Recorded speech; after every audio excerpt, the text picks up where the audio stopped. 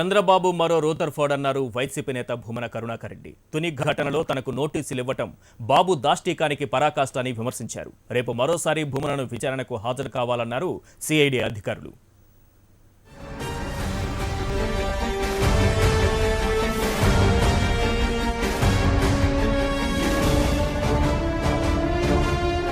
తుని ఘటనలో వైసీపీ నేత భూమన కరుణాకర్ రెడ్డిని సిఐడి విచారించింది. ఘటన జరిగిన 8 నెలల తర్వాత భూమనకు నోటీసులిచ్చిన సిఐడి 6 గంటలకు పైగా ప్రశ్నించింది. తుని ఘటనకు సంబంధించి ఆర్థిక సాయం చేశారన్న ఆరోపణలతో భూమనను విచారించారు.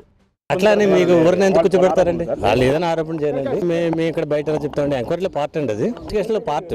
నోటీస్ ఇచ్చి ఎవరినైనా పిలిచి అడుగుతారు. మేము నోటీస్ ఇచ్చి పిలిచాం కదా. తనకు నోటీసులు ఇవ్వడం చంద్రబాబు దాష్టీకానికి పరాకాష్ట అన్నారు భూమన.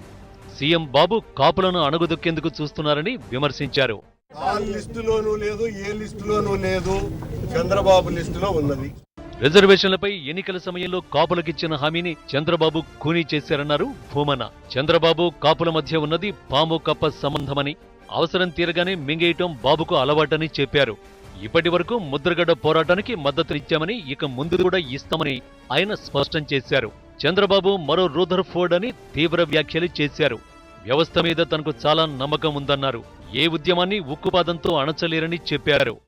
గుర్రపు తోకకి వెంట్రుకలు ఎన్నున్నాయి, మెరీనా బీచ్ లో ఇసుక రేణువులు ఎన్నున్నాయి, ముఖ్యమంత్రి అయ్యేంత వరకు చంద్రబాబు ఎన్ని లీటర్ల సారాయి తాగినాడు, ఈ విషయాల వివరాలు నన్ను అడిగితే నేనేం సమాధానం చెప్పగలను?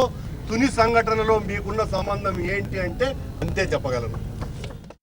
అయితే తుని ఘటనలో భూమనను విచారించడం ముమ్మాటికి రాజకీయ కక్ష సాధింపునని వైసీపీ ఆరోపిస్తోంది. రేపు కూడా భూమనను సిఐడి అధికారులు విచారించనున్నారు.